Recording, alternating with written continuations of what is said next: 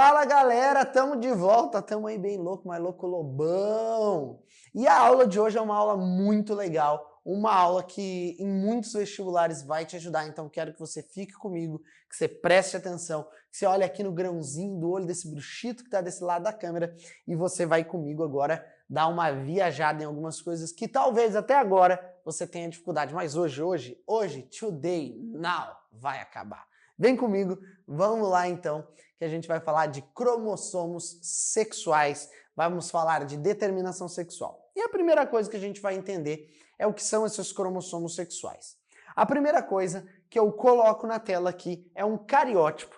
Tá lembrado o que é um cariótipo? O cariótipo é um mapa cromossômico que todos nós temos e podemos fazer um mapa cariotípico. Aqui nós temos os 23 pares de cromossomos, sendo que do 1 ao 22 eu chamo de autossomos. E aí vem nas questões de genética uma grande coisa que eles sempre falam.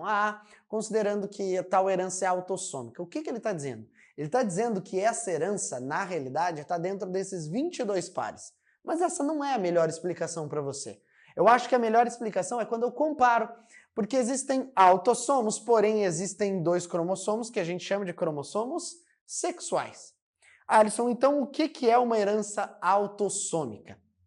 É uma herança que não ocorre nem no X nem no Y. Entendeu? Isso é básico, cara. Isso você tem que saber desse jeito. Exatamente. Não fica procurando muitas informações. Porque eu vi que eles têm outros nomes. Cara, então eu tenho os autossomos e os cromossomos sexuais aqui. Esses cromossomos sexuais, eles podem ser ou X ou Y, tá? E daí vai variar de acordo com o sexo do indivíduo. Se for a mulher, vai ser XX. Se for o homem, vai ser XY. Mas, dentro desse cariótipo que você está vendo aqui, eu tenho bandas nos meus cromossomos, eu tenho o tamanho dos cromossomos, os quais vão ser determinantes na hora de eu dizer se uma doença é ou não é tal coisa, se uma característica que eu tenho é cromossômica, é gênica, é estrutural dos meus cromossomos. Então a gente vai ver isso passo a passo mais para frente. Mas, primeiramente, diferenciar o que é um cromossomo sexual e o que é um autossomo. Isso é básico e eu sei que você já pegou. Aí eu consigo entender nesses dois cariótipos a diferença e como eu represento. Por que eu coloco esses cariótipos aqui? Porque um homem, quando ele vai ser representado, ele é representado por 44 autossomos, ou seja, 22 pares de cromossomos autossômicos, porém ele vai ter um X e um Y. Como que eu sei a diferença do X e do Y, Alisson? Pelo tamanho, a forma dos dois cromossomos são diferentes. Perfeito? Tem algumas doenças que são associadas só ao X, tem algumas doenças que estão associadas só ao Y. E o que é esse daqui? Isso daqui é uma mulher com 44 autossomos e vai ser XX, certo? Então eu não vou ter aqui o Y no caso, porque ela é uma mulher e a mulher vai ter os 2X bonitinho ali para você entender. Então essa é a disponibilidade, a disposição então dos meus cromossomos, tanto no homem quanto na mulher. Seguindo aí, agora a gente fala de uma parte que talvez traga um pouco de confusão, que é a nossa queridíssima cromatina sexual ou corpúsculo de Barr. Primeiro vamos entender aonde eu localizo ela e quem é ela. O corpúsculo de Barr ou cromatina sexual é encontrado em indivíduos do sexo feminino, tá? Já vamos entender isso. Genótipos XX dos genes sexuais, visível nas células somáticas durante a intérfase. Vamos lá. Célula somática é aquela que não é sexual, então não é gameta, e intérfase é a fase que antecede a divisão celular. Eu consigo ver elas nesse momento. O que é o cromossomo X? O cromossomo X, ele é um cromossomo inativo, porque a mulher tem 2, tá? E esse cromossomo, nas nossas células somáticas, durante a intérfase, nós conseguimos ver ele dentro do núcleo da célula como um borrão mais periférico. E uma coisa que você tem que entender, esse X, ele é inativado aleatoriamente. Não é sempre o mesmo X. Eu tenho várias inativações aleatórias durante toda a formação do meu corpo, em todas as minhas células. Então não é sempre o mesmo X, mas você já vai entender isso com mais clareza. Então, como apenas um cromossomo X é ativo e não se condensa, conclui-se que o quê? Que o corpúsculo de Barr é igual ao número de cromossomos X menos 1. Então aqui nós vamos para o nosso primeiro raciocínio. Olha lá, esse corpúsculo de Barr, ele é um X inativado. Então o corpúsculo de Barr corresponde ao número de X menos 1. A pergunta é, o homem, quantos corpúsculos de Barr vai possuir? O homem vai possuir o total de 0. Mas por que, Alisson, que ele vai ter um total de 0? Porque, galera, olha para mim, quantos X tem o homem? Ele não é 44 autossomos mais XY? Sim ou não? Sim ou não? Sim, né? É só o segundo cromossomo que vai ser inativado. O primeiro X não é inativado, um X só. Perfeito? Então, Alisson, tu tá dizendo que é 0 a possibilidade de um homem ter? Mais ou menos, porque eu tenho uma síndrome chamada síndrome de Klinefelter, né? Klinefelter não é XXY, esse cara vai ter um cromossomo X inativado, o corpúsculo de Barr. Perfeito? Eu também tenho a questão da mulher. A mulher é o quê? Com 44 autossomos mais XX. Então o corpúsculo de Barr vai equivaler a 2 menos 1, que vai ser igual a 1. Então a mulher vai ter 1 que vai aparecer nas suas células somáticas. E tu deve estar te perguntando, mas Alisson, para que eu uso isso? Aonde que isso é usado cientificamente? Qual a importância disso? Por exemplo, para descobrir o sexo de algumas crianças as quais o aparelho genital ele não está aparente, tá? Isso pode acontecer em alguns nascimentos.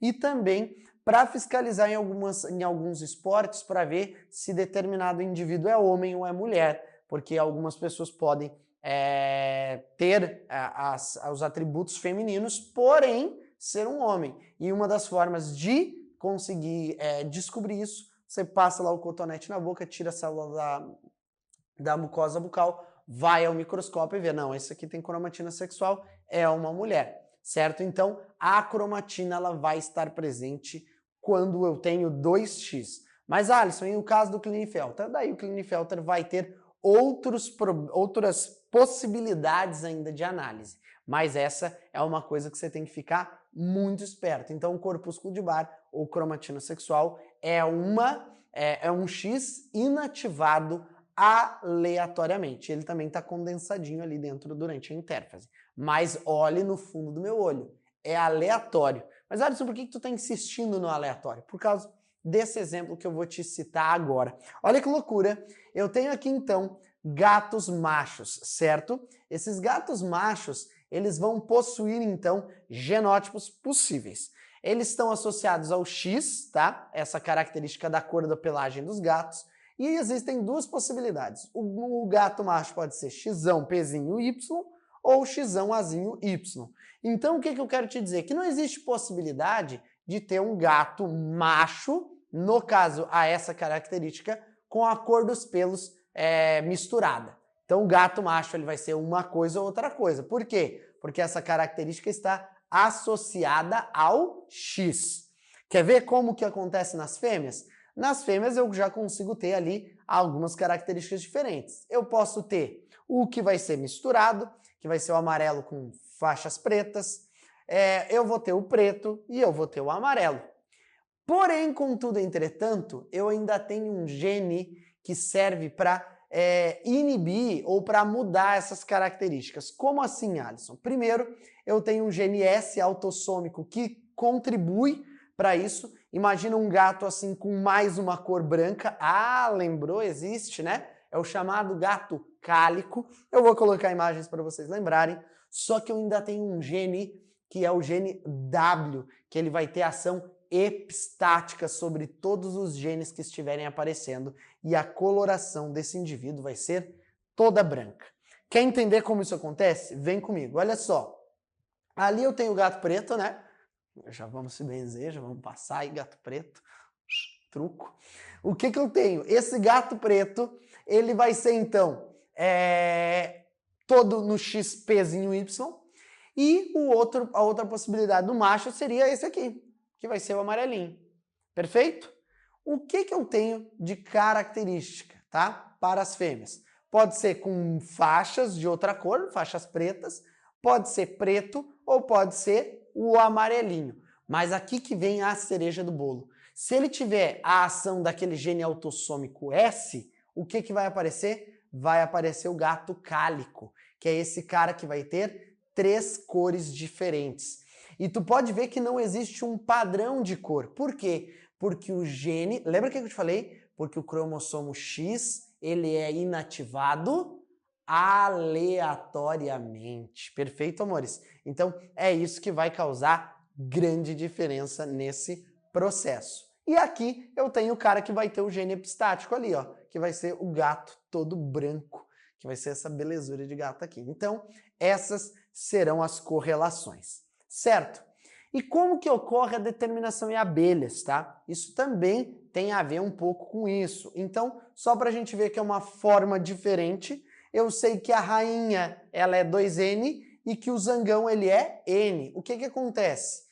Esse cara sofre meiose para produzir o gameta e esse cara sofre mitose. Quando ocorrer a fecundação, o que que acontece? Vai surgir uma operária e vai surgir uma rainha. Essa abelha rainha, ela surge de fecundação. Essa abelha operária surge da fecundação. Tá, e o zangão? Cadê ele, o zangão? Tu tem que entender que o zangão, então, ele produz seus gametas por mitose. Só que ele surge a partir de um óvulo que não foi fecundado. Então, esse óvulo não foi fecundado, dá origem ao zangão, que será o reprodutor na brincadeira aí. Certo, galera? Então, basicamente, seria isso. E para você finalizar, abrir sua mente, quais seriam as possibilidades de sistemas sexuais entre todos os indivíduos? Existem 4 sistemas sexuais. O mais famoso é justamente o nosso sistema XY, que vai ter o quê? O macho vai ser XY e a fêmea vai ser XX. Eu vou te fazer uma pergunta e tu vai responder para mim. Quem é que determina o sexo do filhote no sistema XY? O macho ou a fêmea? O macho ou a fêmea? Diz pro tio. Vai ser o macho ou a fêmea? Vai ser o macho. Sempre o heterogamético vai ser o cara que vai determinar o sexo. Em quem que nós temos isso? Nos homens, na espécie humana, na drosófila e em outros mamíferos. Vamos para o segundo tipo, X0. O X0, o macho é X0 e a fêmea é XX. Quem é que determina o sexo? Quem doar o X ou quem doar o 0. Quem que pode fazer isso? O macho. Então, o macho é o heterogamético e é ele que determina o sexo nesses indivíduos. Baratas e gafanhotos acontece dessa maneira.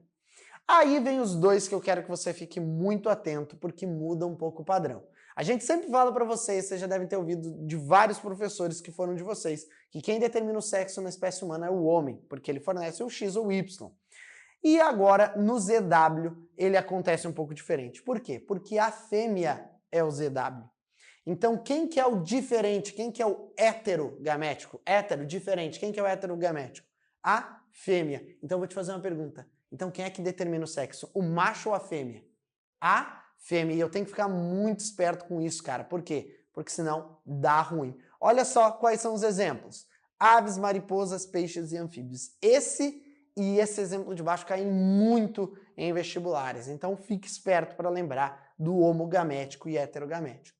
Olha lá, o macho é ZZ e a fêmea é o Z0. Quem é que determina o sexo? A fêmea, porque é a fêmea que é heterogamética. E isso ocorre em galinhas domésticas e répteis. Beleza, galera? Foi um prazer inenarrável. Um beijo no coração de vocês e até a próxima. Valeu!